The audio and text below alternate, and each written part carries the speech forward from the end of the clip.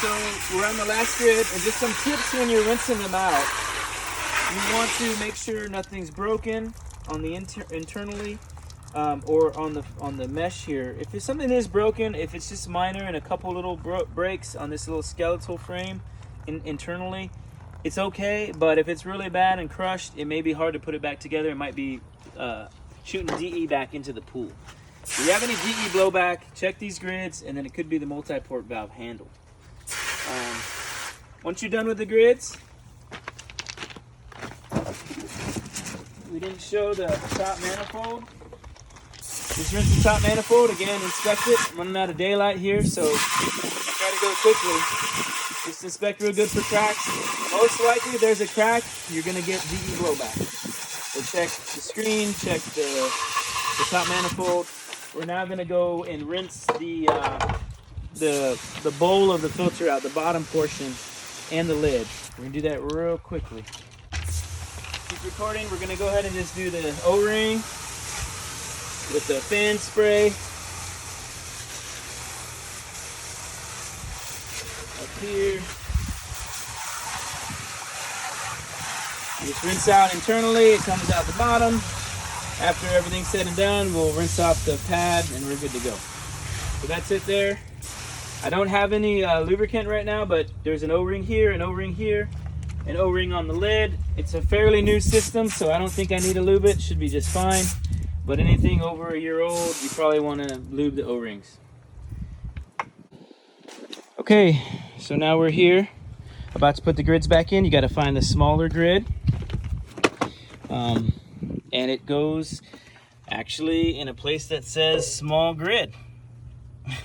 So basically where the large portions, the circular portions of this lower manifold are, you're gonna line up the middle part on that. So small grid, middle part, sorry for the lighting.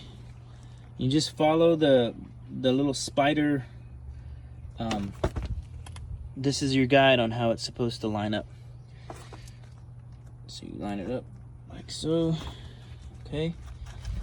Try to get a flat spot. It's a lot easier with the flat spot. And actually, I'm going to move it up a little higher on this flat raised portion here. I'm going to turn it over to my camera girl. She's only 9, so nobody give me a hard time if the camera is off or crooked or not zoomed in enough or out enough. Okay, I don't want to hear any complaints in the comment section. Ah! Okay. So, Lexi, we got this right here. Good. Okay, we're just going to go around now, around the way. It's very important to have that small one in the right spot, or else it will not go back into the filter properly.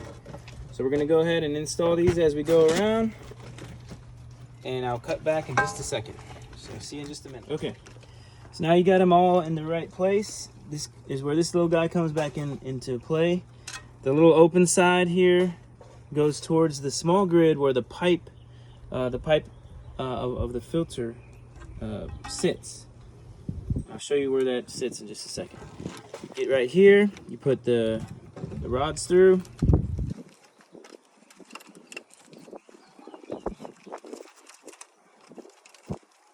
They just line up into place. Perfect. Now, this again is where the pipe goes on the small grid side. It's very important that you put where this slides into the pipe.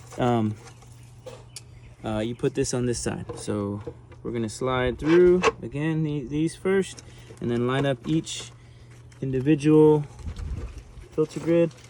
Make sure that that middle piece goes in with little resistance, and you don't break it.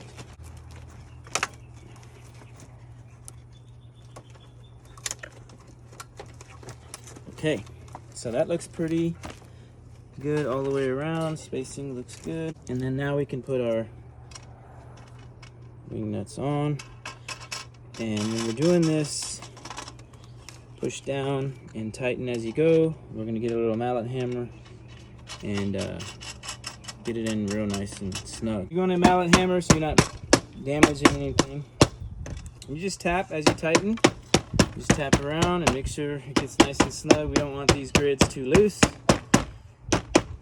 Should be good to go. Rinse off the top filter. We're gonna do that real quick. Usually not too bad.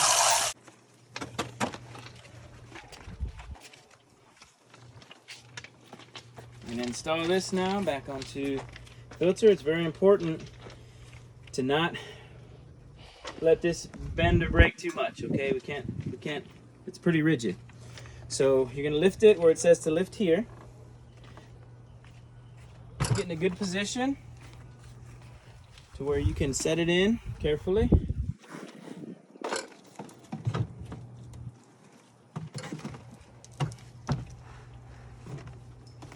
Press straight down. And then you can go ahead and give it a little tap with the mallet hammer. Make sure it's on.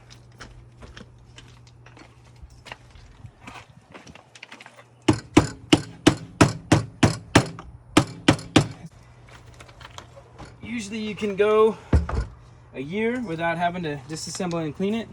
This has been a full summer, and it was a new build, so it was a little bit extra dirty, but that what you saw is not too bad as far as dirty. I know it looked pretty bad, but it was not too bad at all. Make sure your O-ring's in there, and the lube would have helped, I think, to get it on a little bit better. Yeah, it's fine. So just get the spacing right.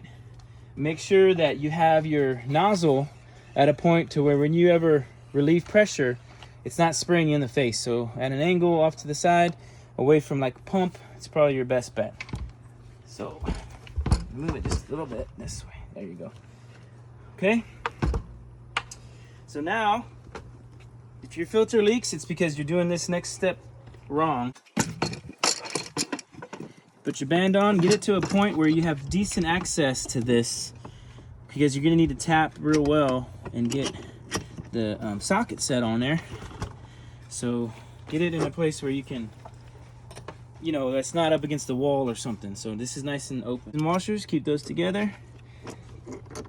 Might help to have a friend here, because the band sometimes will slip down, but it happens to stay pretty good on this one. And so I don't have to hug this band to get it going. So this is fairly easy as a solo operation here. But sometimes you have a helper, they can push the back band as you're tightening it here, and that will help. All right, sorry about that. So once we get this resisting here, we're gonna tighten and then tap. The key is to tap. We're gonna tap all. All right, so the key is to tap all the way around the band, and then at the end, you'll hear it kind of start making a creaky noise. And I'm gonna stop the video now because I'm running out of storage. All right, so we're almost there. We're tapped real good all the way around. And it's starting to creak, so that's good. We're gonna put the plug back in, and we'll pick it up in just a minute. Okay, we got the plug in real good. We're gonna open up our valves, and we're gonna put it back to filter mode. If you put it on closed, you gotta put it back to filter, or else you will ruin your system. So make sure you put it back into filter mode, turn your pump on, and we're gonna pick back up in just a minute. Okay, up here, when you're filling up the filter, back up this way, you can relieve the pressure up here, and then you know it's full. Rinse everything down, and then add the DE powder, very important. You can go do the DE powder right now. All right, the FNS 60 filter requires 6 scoops of DE powder. Just use 6 scoops. After you do 2, you just wanna stop for a second and make sure it's not blowing back out into the pool. You might get a little bit of residual, but it shouldn't be like a cloud of white powder. So we're just gonna look back, make sure that doesn't happen. And then after your 6 scoops, you're done with your filter clean. Do it every 6 months to a year, and backwash every month, and you should be good to go in the summer. Thank you all. Have a good day, and leave comments or questions if I messed up anything, or if you loved it, give it a like or a love, whatever you got to do. Thank you very much. It is recommended that when you add this DE powder to wear a mask, because it is considered a carcinogen, but I'm a pool guy and that's not really how we roll. Thank you.